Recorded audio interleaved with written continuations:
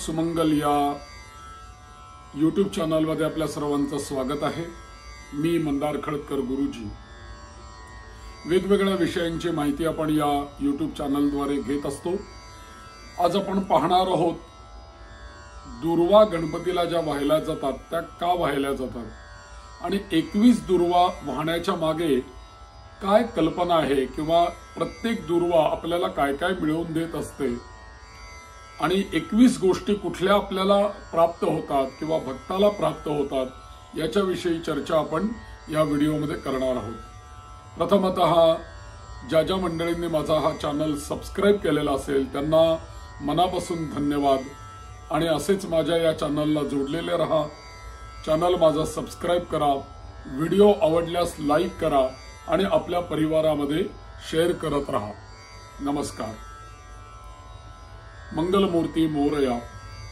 गणपतीला 21 दुर्वा आपण वाहतो, पण या वाहत असताना त्या समर्पण करत असताना त्या 21 दुर्वांच्या पाठीमागे काय आध्यात्मिक रहस्य आहे याच्याविषयी आपण माहिती पाहूया। खरं तर गणपतीला दुर्वा या अत्यंत प्रिय आहेत। शंकरांना बेल प्रिय आहे, त्याच्यानंतर विष्णूंना तुळस प्रिय आहे आणि गणपती बाप्पाला दुर्वा प्रिय आहेत। मग या दुर्वा गणपतीला का व्हायच्या तर याच्याविषयी गणेश पुराणामध्ये अतिशय सुंदर अशी एक गोष्ट येते। एक अनलासूर नावाचा राक्षस होता आणि तो राक्षस एक दिवशी एका गावामध्ये प्रगट झाला आणि अनल या शब्दाचा अर्थ अग्नी आणि तो सगळ्यांना जाळू लागला, सगळ्यांचा दाह करू लागला आणि सगळे भक्तगण, मानव, ऋषी, देव हे सगळे गणेशाला शरण गेले आणि गणेशाची प्रार्थना केली की देवा बाप्पा, हा अनलासूर फार मातला आहे आणि आम्हाला त्रास देतो आहे, काही कर आणि याचा बंदोबस्त कर। अशी प्रार्थना केल्यानंतर गणपती बाप्पा स्वतः प्रकट झाले त्या ठिकाणी आणि त्यांनी या अनलासुराकडे एकदा पाहिलं आणि आपली सोंड वरती केली आणि मोठा मुख उघडलं, आपलं आ केला मोठा आणि मोठं तोंड उघडून या अनलासुराला जसा होता तसा त्याच्या अग्नीच्या ज्वालांसहित त्याला भक्षण केला, त्याला गिळून टाकलं। अर्थातच एवढा मोठा अग्नी बाप्पाच्या पोटामध्ये गेल्यानंतर, आतमध्ये गेल्यानंतर त्या अग्नीपासून बाप्पाच्या शरीराचा दाह होऊ लागला, आग होऊ लागली आणि तो अग्नी सहन होईना, त्याच्या शरीरातली उष्णता खूप वाढली। परिणामी तिथे असलेल्या अनेक ऋषीमुनींच्या लक्षात आलं की बाप्पाच्या शरीराचा खूप दाह होतो आहे, म्हणून तिथे उगवलेल्या असलेल्या जमिनीवरचं गवत म्हणजे ह्या दुर्वा त्यांनी तोडून आणून या बाप्पाच्या डोक्यावरती ठेवायला सुरुवात केली आणि अशा अनेक दुर्वा ठेवल्यानंतर या दुर्वांचा भार जसा जसा गणेशाच्या मस्तकावरती, शरीरावरती वाढत गेला तशी त्या गणेशाच्या शरीराला पूर्णपणे शीतलता प्राप्त झाली, थंडावा प्राप्त झाला आणि त्याचा या अनलासुरापासून त्याच्या शरीराचा जो दाह होत होता हा दाह पण कमी झाला आणि तेव्हापासून या गणेशाने सांगितलं की मला दुर्वा या अत्यंत प्रिय आहेत। या दुर्वांना 3 पाती असलेल्या दुर्वा आपण गणपतीला वाहतो। अशा त्रिशूळासारख्या 3 पाती असतात, 2 बाजूला असतात आणि एक पात त्याची मध्ये असते, पान त्याचं मध्ये असतं। आपण बेल जसा 3 पानांचा बेल वाहतो तसंच गणपतीला सुद्धा 3 पानांचीच दुर्वा वाहिली जाते किंवा निवडताना तशीच ती निवडली जाते। खरं तर निवडताना 3 पानांची, 5 पानांची अशी दुर्वा निवडली तरी आपल्याला चालते। तर 3 पानांची जी दुर्वा असते आपण अथर्व शीर्षामध्ये म्हणतो बघा, त्वं गुणत्रयातीतः असं आपण गणपतीला म्हणतो। म्हणजे काय की हे बाप्पा, सत्व, रज आणि तम हे जे 3 गुण आहेत या 3 गुणांच्याही पलीकडे तुझं अस्तित्व आहे। त्वं देहत्रयातीतः त्वं कालत्रयातीतः असं गणपतीला आपण म्हणतो। म्हणजे 3ही कालांच्या पलीकडे तू आहेस, 3ही देहांच्या पलीकडे आहेत। त्यानंतर अवस्थात्रयातीतः 3 अवस्थांच्याही पलीकडे तू आहेस। या सगळ्या 3 गोष्टींचं प्रतीकत्व म्हणून ह्या दुर्वांची ही 3 पानं करत असतात आणि बघा ती 3 पानं अशी त्रिशूळासारखी असतात आणि खाली एकच दांडा असतो। अर्थ त्याचा असा झाला त्वं गुणत्रयातीतः, म्हणजे या 3 गुणांची 3 पानं आणि याच्या पलीकडे देठाचा जो भाग आहे तिकडे गणेश आहे आणि तो याच्या पलीकडे आहे, असा एक सामान्यपणे त्याचा भाव होतो. गणपतीला 3 डोळे आहेत, त्रिनेत्र आहे गणपती, तर या गणेशाच्या 3 डोळ्यांचेही 3 पानं प्रतिकत्व करतात.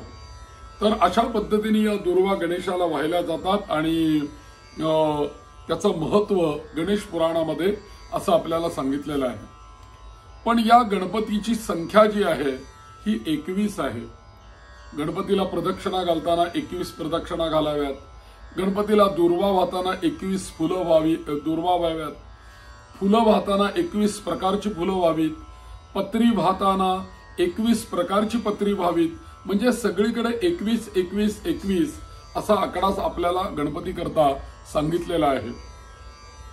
मग ही 21 दुर्वा वाहणं ही जी उपासना आहे ती गणेशाच्या अनेक उपासनांपैकी अत्यंत प्रभावशाली अशी उपासना आहे, अत्यंत प्रभावी उपासना आहे.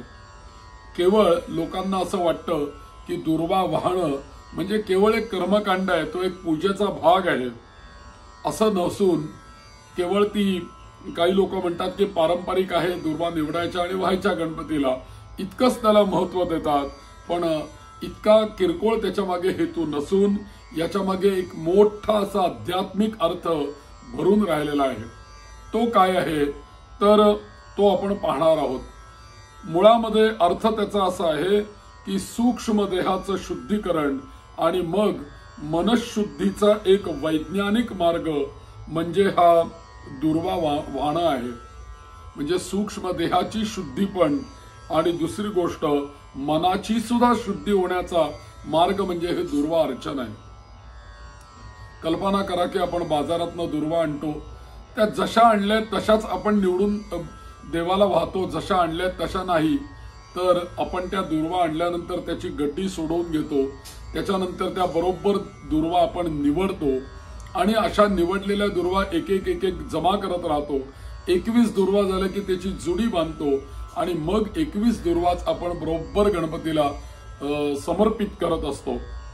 दुर्वांचा हार सुद्धा करतात ना, तेव्हा असं करतात की 21च्या जुड्या बांधून घेतात आणि अशा अनेक जुड्या एकत्र करून त्याचा छान बाप्पाला एक असा हार करतात. म्हणजे दुर्वा एकूणात 21 व्हायच्या आहेत आणि दुर्वा अत्यंत प्रिय आहेत गणपतीला, इथपर्यंत आपल्याला समजलं. आता आपण जाणून घेऊया की 21 दुर्वांचं रहस्य काय आहे आणि त्या 21 या संख्येचा प्रत्येक आकड्याचा प्रतिकात्मक अर्थ काय आहे आणि त्याच्या माध्यमातून जो साधक आहे, जो गणपती बाप्पाचा भक्त आहे, त्याला त्याच्यापासून काय लाभ होतो हा विचार आपण करूया. मुळामध्ये दुर्वा म्हणजे काय त्याचा एक श्लोक आलेला आहे बरं का. त्वं दूर्वे अमृत जन्मासी वंदितासी सुरैरपी सौभाग्य संततिकरी सर्व कार्येषु शोभनाहा, असं दुर्वांचं महात्म्य सांगितलेलं आहे. म्हणजे त्वं दूर्वे अमृत जन्मासी, कुठून जन्म झालेला आहे दुर्वांचा, तर अर्थातच अमृतापासून किंवा अमृताबरोबरच या दुर्वांची निर्मिती झालेली आहे. नव्हे तर काही ठिकाणी अशी गोष्ट ऐकायला मिळते की अमृताचे थेंब कुंभातून ज्या वेळेला पृथ्वीवरती सांडले समुद्र मंथनानंतर, त्यावेळेला नदी किनारी असलेल्या काही गवतांवरती या अमृताचे थेंब पडले आणि त्यातून जे गवत निर्माण झालं ते एक म्हणजे दर्भ, की जे आपण यज्ञाकरता श्राद्धाकरता सगळीकडे वापरत असतो, ते दर्भ, त्याला पण अमृताचा स्पर्श झालेला आहे, त्यामुळे ते पण कधीही मृत होत नाहीत. आणि दुर्वांवरती पण अमृताचे थेंब पडल्यामुळे दुर्वा सुद्धा अमृतत्वाला प्राप्त झालेले आहेत. अर्थातच दुर्वांचं जर का आपण अर्चन केलं तर आपल्यालाही अमृतत्व प्राप्त होतं. म्हणूनच या अमृत सांडलेलं असल्यामुळे दुर्वा या अमृत कशा आहेत तर उन्हाळा जर का आला आणि आपण बागेत जर का दुर्वा लावलेल्या असतील आणि त्या दुर्वांना आपण पाणी घातलं नाही तर भले त्या दुर्वा वाळून जातात, पण वाळल्या म्हणजे त्याचा वरचा सगळ्या काड्या किंवा त्याची पानं वाळून जातात, परंतु त्याचं जे बीज असतं त्या बीजामध्ये त्याचा जीव शिल्लकच राहतो. जेव्हा केव्हा पहिला पाऊस पडेल किंवा त्या वाळलेल्या दुर्वांना पाणी मिळेल त्यावेळेला पुन्हा थोड्याच दिवसात त्या दुर्वा पुन्हा हिरव्यागार उगवू लागतात, नवीन नवीन पानं त्याच्यापासून फुटू लागतात. असा अनेक लोकांना अनुभव आहे. म्हणजे या दुर्वांना मृतत्व नाही, या दुर्वा कधी मरत नाहीत, मृत होत नाहीत. त्या संजीवन असलेल्या अमृतत्वाच्या सारख्या अमृतत्व प्राप्त केलेल्या ह्या दुर्वा आहेत. अथर्व शीर्षामध्ये काय सांगितलं की अशा दुर्वांचं जर का आपण हवन केलं तर अथर्व शीर्षाची फलश्रुती आपल्याला असं सांगते की यो दुर्वांकुरैर यजती सवई श्रवणोपमो भवती. म्हणजे जर का दुर्वांचं हवन आपण केलं गणपती बाप्पा करता तर आपल्याला वैश्रवणासारखी संपत्ती, वैश्रवण म्हणजे कुबेर, तो कुबेरासारखे आपण धनवान होऊ असा आशीर्वाद अथर्व शीर्षाने आपल्याला प्राप्त होतो जर आपण दुर्वांचं हवन केलं तर. म्हणून दुर्वांच्या हवनाला सुद्धा एवढं महत्व आहे. पण इथे कुबेरासारखी संपत्ती म्हणजे कोणती हो संपत्ती आम्हाला प्राप्त होते दुर्वांच्यामुळे, बाकी संपत्ती तर प्राप्त होतेच, पण महत्वाची संपत्ती अशी आहे की आरोग्यम धनसंपदा, चांगलं आरोग्य असणं हीच खरी मानवाची संपत्ती आहे. बाकी संपत्ती आज आहे उद्या नसेल किंवा सगळी नश्वर आहे, पण आरोग्य हे शाश्वत आहे. सर्व काही उपभोगण्याकरता जर का आपल्याकडे चांगलं आरोग्यच नसेल तर आपण ते उपभोगणार कसं. आणि म्हणून आपल्याला चांगलं आरोग्य या दुर्वांच्या हवनापासून प्राप्त होतं असं आपल्याला अथर्व शीर्षाने सांगितलेलं आहे. म्हणून असं दुर्वांचं महत्व आहे. तर दुर्वा म्हणजे काय तर दुर्वा या शब्दाचा अर्थच असा आहे की दु आणि दूरवा असे दोन शब्द येतात त्याच्यामध्ये. दुःखम व्रजती इति दूरवा अशी व्याख्या केलेली आहे. म्हणजे दुःखम व्रजती या शब्दाचा अर्थ जी दुःख दूर करते तिला काय म्हणायचं तर तिला दुर्वा म्हणायचं. म्हणजे दुर्वा दुःख नाहीसं करते. आणि दुसरी गोष्ट म्हणजे हे केवळ गवत नसून, केवळ तृण नसून अत्यंत शक्तीची वाहक अशी दुर्वा आहे. आणि मी आत्ताच सांगितलं की कितीही जरी आपण त्या दुर्वांना वरच्यावर कापून घेतलं तरी सुद्धा ती पुन्हा पुन्हा उगवतच राहते. अनंत. आणि हे उगवत राहणं हे जे काही आहे हे अनंततेचं एक प्रतीक आहे की अनंत आहे. आणि या दुर्वांच्या ठिकाणी आपल्याला असे गुण आढळतात की पुनर्जन्म, पुनरुत्थान आणि अजेयता हे तीन गुण आपल्याला या दुर्वांच्या तृणामध्ये किंवा त्या दुर्वांच्या ठिकाणी पाहायला मिळतात. आता असं आहे की या दुर्वा गर्भाधान संस्कारामध्ये किंवा सीमंतोन्नयन नावाच्या अनवलोभन नावाच्या संस्कारामध्ये सुद्धा त्या वापरल्या जातात. तर गर्भाधान संस्कारामध्ये या दुर्वांचा रस काढला जातो आणि या दुर्वांचा रस काढून अगदी 2 थेंब त्या दुर्वांच्या रसाचं नस्य जिला गर्भधारणा व्हायची आहे भविष्यामध्ये अशा मुलीच्या उजव्या नागपुडीमध्ये तो रस नस्य केला जातो. आणि गर्भधारणा झाल्यानंतर सुद्धा 6व्या महिन्यामध्ये जेव्हा अनवलोभन, सीमंतोन्नयन हे संस्कार केले जातात तेव्हा अनवलोभन नावाच्या संस्कारामध्ये सुद्धा पुन्हा एकदा दुर्वाचा रस नस्य केला जातो. म्हणजेच का तर पोटामध्ये असलेली संतती ही अमृतत्वाला जावी, त्यानंतर त्या दुर्वांच्या रसामुळे पोटामध्ये शीतलता निर्माण व्हावी, गर्भधारणा व्हावी आणि झालेली गर्भधारणा ही 9 महिने 9 दिवस पर्यंत 9.5 महिने गर्भामध्ये राहावी आणि सुखप्रसूती व्हावी. आणि जी होणारी संतती आहे बहुप्रसवा हा एक दुर्वांचा गुणधर्म आहे. बहुप्रसव म्हणजे एक जर का काडी लावली आणि पाणी घातलं तर त्या दुर्वांचं असं बेट तयार होतं. म्हणजे एकाला धरून उगवतच राहतात. आणि त्या बहुप्रसव हा गुण जो आहे तोही अत्यंत महत्वाचा आहे. आम्हाला होणारी जी संतती आहे त्या संततीलाही पुढे संतती होत राहिली पाहिजे. बहुप्रसवता, वंश वृद्धी झाली पाहिजे. या सगळ्याचं प्रतीक म्हणून दुर्वा आहे. दुर्वा या हिरव्या असतात. आमच्याकडे ज्या वेळेला वाढदिवस असतो त्यावेळेला वाढदिवसाच्या वेळेला याच दुर्वा ज्याचा वाढदिवस असेल त्याच्या डोक्यावरती ठेवल्या जातात आणि कापूसही ठेवला जातो म्हणजे कापसासारखा म्हातारा हो. आणि दुर्वा ठेवल्या जातात याचं कारण दुर्वा जशा सतेज आहेत, हिरव्यागार आहेत, तसं एव्हरग्रीन ज्याला आपण म्हणतो बोली भाषेमध्ये, तसं तुझं आयुष्य असू देत आणि त्या दुर्वांसारखा तू ताजा तवाना राहा, आनंदी राहा, प्रसन्न राहा, तेजस्वी राहा, याकरता त्या दुर्वा मस्तकावरती ठेवल्या जातात. आमचे गणेश भक्त जे आहेत, हे गणेश भक्त गणपतीला वाहिलेल्या दुर्वा काढतात आणि आपल्या टोपीमध्ये खोचून ठेवतात की बाप्पाच्या या दुर्वांमुळे माझ्या कोणत्याही कार्यामध्ये कधीही विघ्न येणार नाही, अशी श्रद्धा त्या गणेश भक्तांची असते. म्हणून चांगल्या कामाला जाताना डोक्यावर दुर्वा ठेवण्याची पद्धत आहे, अक्षता लावण्याची पद्धत आहे. तो विषय नाही आता आपला, दुर्वांचा विषय आहे.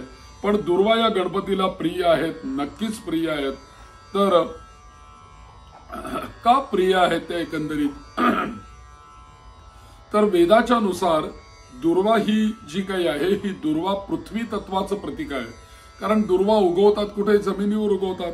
त्याचं झाड काही फार मोठं होत नाही आणि त्या सतत पृथ्वीशी संलग्न असतात. या दुर्वा फार उंच नाही, फार तर 2-4 इंच त्याचं हे वाढेल, 2-3 इंच, पण अशा पसरत पसरत जातात, म्हणजे पृथ्वीला धरून असतात. म्हणून या दुर्वा ज्या आहेत या पृथ्वी तत्वाचं प्रतिकत्व करतात. आणि गणपती सुद्धा जो आहे, हा गणपती सुद्धा आपण पृथ्वी तत्वाचाच नाही का बनवतो. दरवर्षी भाद्रपद शुद्ध चतुर्थीला जो गणपती बसवतो तो आपण पृथ्वी तत्वाचा म्हणजे मातीचाच आपण बनवतो, म्हणजे पृथ्वी तत्वाशी संबंध आला. दुसरी गोष्ट, अथर्व शीर्षामध्ये असं सांगतात, त्वम मूलाधार स्थितोसी नित्यम, म्हणजे आपल्या शरीरातल्या मूलाधार चक्रामध्ये गणपती बाप्पाचा निवास आहे. आणि मूलाधार चक्र काय आहे, तर मूलाधार चक्राचा तो अधिपती आहे. आणि दुर्वा आणि गणेश यांचा जो काही संबंध आहे, हा संबंध मूल प्रकृतीशी आहे आणि बीजाशी निगडित आहे. आणि दुसरी गोष्ट म्हणजे पृथ्वी तत्व आपल्या मूलाधार चक्रामध्ये आहे. आणि म्हणून आपण या दुर्वा गणपतीला प्रिय आहेत. आणि दूर्वांकुरैस्तु यः पूज्यः सशतम वर्षाणि तिष्ठति, असं आपल्याकडे सांगितलेलं आहे. दूर्वांकुरैस्तु यः पूज्यः सः शतम वर्षाणि तिष्ठति, म्हणजे जो गणेशाला दुर्वा अर्पण करतो भक्तिभावाने, त्याला काय होतं, तर त्याला भरपूर चांगलं निरामय असं आयुष्य प्राप्त होतं, आरोग्य प्राप्त होतं. अर्थातच दीर्घायुष्य मिळतं म्हणजे काय, आरोग्याची प्राप्ती होते, म्हणूनच तो मनुष्य दीर्घायुषी होतो. तर 100 वर्ष त्याला आयुष्य प्राप्त होतं, असं दुर्वांचं महात्म्य आहे. मग 21 दुर्वा ज्या आहेत, या 21 दुर्वा या कशा कशाचं प्रतिकत्व करतात. आपण एक एक दुर्वेचा विचार करू. 21 गोष्टी आहेत महत्वाच्या. त्यातली पहिली दुर्वा आहे, पहिली दुर्वा जेव्हा आपण गणपतीला वाहतो, त्या पहिल्या दुर्वेपासून आपल्या मनाची एकाग्रता होते. मन एकाग्र करण्यासाठी किंवा एकवटण्याची सुरुवात करण्यासाठी पहिली दुर्वा आपण समर्पित करतो. दुसरी दुर्वा जी आहे ती द्वैत निवृत्ती, म्हणजे मी आणि बाप्पा वेगळा आहे असा जो भाव आपल्या मनामध्ये आहे तो पूर्णपणे विरून जातो. आणि मी आणि बाप्पा त्वम साक्षात आत्मासे नित्यम, मी आणि तो एकच आहे, त्वमेव प्रत्यक्षं तत्वमसी, याची अनुभूती आपल्याला दुसरी दुर्वा देते. म्हणजे द्वैत निवृत्ती होते. आणि दुसरी गोष्ट, सुख आणि दुःख या दोन्हीच्या पलीकडे जायला आपल्याला दुसरी दुर्वा शिकवते. तिसरी जी दुर्वा आहे, 3 आपल्याकडे काय आहेत, तर त्रिगुण आहेत. मग सत्व, रज आणि तम हे 3 गुण आहेत. तर या 3ही गुणांचं शमन, याच्यावरती संयम, ही आपल्याला तिसरी दुर्वा देते. 3 काळांचं आपल्याला भान ठेवण्याचं आपल्याला ही दुर्वा शिकवते. आणि 3 अवस्थांचं भान ठेवायला ही आपल्याला तिसरी दुर्वा शिकवते. चौथी दुर्वा जी आहे, चौथी संख्या जी आहे, 4 संख्या, आपल्याकडे 4 काय गोष्टी आहेत, तर आपल्याकडे 4 वेद आहेत. आणि वेद कशाचं प्रतीक आहेत, वेद ज्ञानाचं प्रतीक आहेत. आणि गणपती कोण आहे, साक्षात ज्ञान मूर्ती आहे, बुद्धीची देवता आहे. आणि म्हणून चौथी दुर्वा आपल्याला ज्ञानाची दिशा दाखवते, ज्ञानाचा स्रोत उत्पन्न करून देते आणि वेदाविषयी आपल्याला जास्तीत जास्त आपल्या मनामध्ये श्रद्धा निर्माण करते। पाचवी दुर्वा, पाचवी संख्या जी आहे ती आपल्याकडे 5 कुठल्या गोष्टी आहेत तर आपल्याकडे पंचमहाभूत आहेत। मग त्याच्यामध्ये पृथ्वी आहे, आप तत्व आहे, तेज तत्व आहे, वायू तत्व आहे आणि आकाश तत्व आहे। या 5ही तत्वांचं आपलं शरीर बनलेलं आहे आणि आपल्या शरीरामध्ये पंचवायू आहेत, पंचप्राण आहेत, पंचभूत आहेत, पंचमहाभूत आहेत। या सगळ्याचं पंच म्हणजे 5 गोष्टींचं संतुलन जर का आपल्या शरीरामध्ये असेल तर आपलं शरीर व्यवस्थित काम करतं। हे संतुलन प्राप्त जर का नसेल तर आपलं आरोग्य बिघडून जातं। तर या 5ही पंचमहाभूतांचं, पंचप्राणांचं, पंच ज्ञानेंद्रिय, पंच कर्मेंद्रियांचं, या सगळ्या 5-5 गोष्टींचं संतुलन साधून देणारी ही 5वी दुर्वा आपण समर्पित करतो। 6वा आकडा येतो तर आपल्या शरीरामध्ये 6 गोष्टी कुठल्या आहेत तर आपल्या शरीरामध्ये 6 चक्र आहेत। मूलाधार चक्र आहे, स्वाधिष्ठान चक्र आहे, मणिपूर चक्र आहे, त्याच्यानंतर विशुद्ध चक्र आहे, अनाहत चक्र आहे आणि सहस्रार चक्र आहे। 6 चक्र आपल्या शरीरामध्ये आहेत आणि ही जी 6 चक्र आहेत तर मूलाधार चक्रापासून ते आज्ञा चक्रापर्यंत ही जी ऊर्जा आहे ती सारखी प्रवाहित होत असते। म्हणून ही जी ऊर्जा आहे या ऊर्जेचा प्रवाह जो आहे तो व्यवस्थित संतुलित या 6 चक्रांपर्यंत ऊर्जेचा प्रवाह राहण्यासाठी किंवा होण्यासाठी 6वी दुर्वा समर्पित केली जाते। आता 7वी दुर्वा जी आहे, 7 आपल्या शरीरामध्ये काय आहेत तर सप्त धातू आपल्या शरीरामध्ये आहेत, सप्त लोक पण आहेत, सप्त पाताल पण आहेत आणि हे सप्त धातू जे आहेत हे सप्त धातू अन्नापासूनच पुढे या सप्त धातूंची निर्मिती होते। मग त्याच्यामध्ये रक्त असेल, मांस असेल, अस्थि असतील, मज्जा असेल, मेद असेल, वीर्य असेल, असे 7 धातू आपल्या शरीरामध्ये आहेत। हेही संतुलित असणं गरजेचं आहे। म्हणून या शरीरातील 7 धातूंची निर्मलता, शुद्धी करण्याचं काम किंवा 7 धातूंचं संतुलन करण्याचं काम किंवा 7 धातू अन्नापासून व्यवस्थित निर्माण करण्याचं सामर्थ्य आपल्या शरीराला 7व्या दुर्वेपासून प्राप्त होतं। आता 8वी जी दुर्वा आहे, 8 आपल्याकडे काय आहेत तर अष्ट दिशा आहेत आणि म्हणून संपूर्ण जीवनामध्ये 8 दिशांपासून आपल्याला रक्षण प्राप्त व्हावं। कारण आपण बाहेर जेव्हा पडतो तेव्हा 8 दिशा तर आपल्याला रक्षण करत असतात। जेव्हा आम्ही लहान मुलाला घराच्या बाहेर नेतो पहिल्यांदी तेव्हा त्याचा निष्क्रमण नावाचा संस्कार केला जातो आणि निष्क्रमण संस्कार करत असताना या 8 दिक्पालांची पूजा केली जाते, 8 लोकपालांची पूजा केली जाते।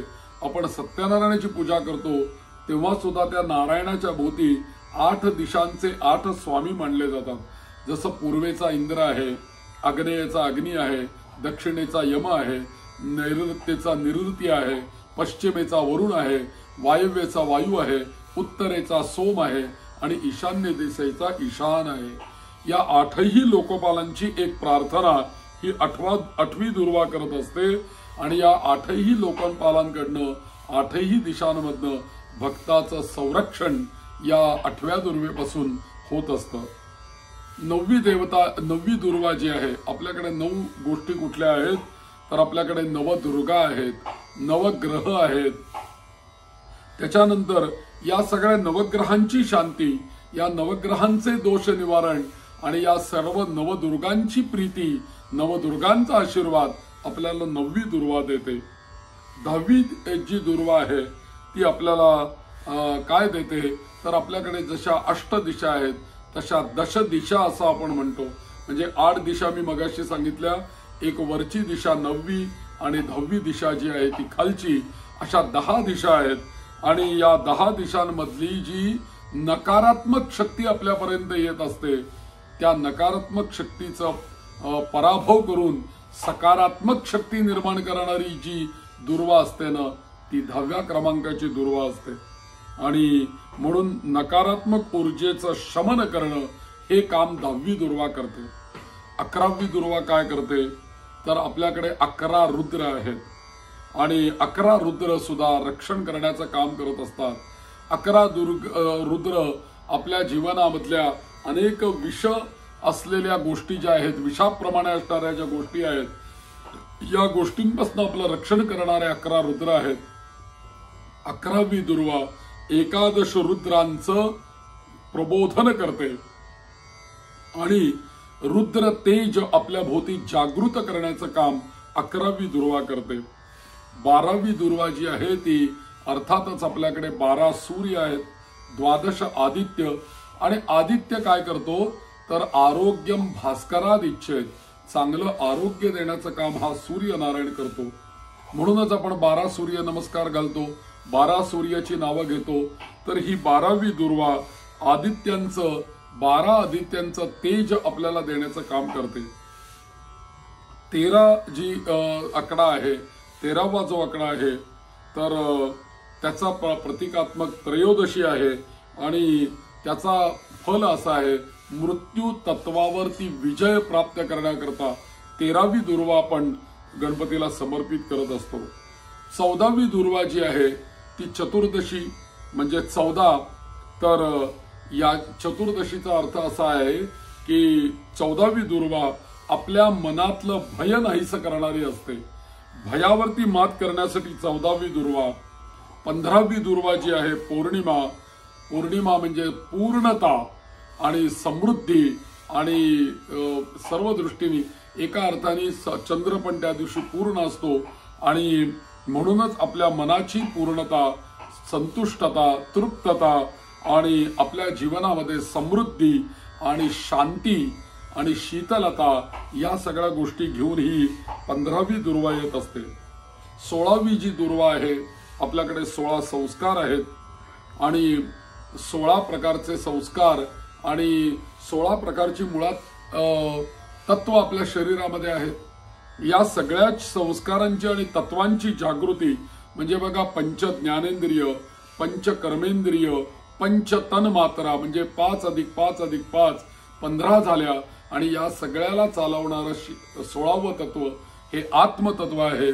तर या सगळ्या 16 तत्वांची जागृती राहणं, संस्कारांची आपल्या ठिकाणी जागृती राहणं, 16 संस्कारांची आणि जीवनातले महत्वाचे संस्कार एकंदरीत जागृत करणं हे 16व्या दुर्वेचं काम आहे.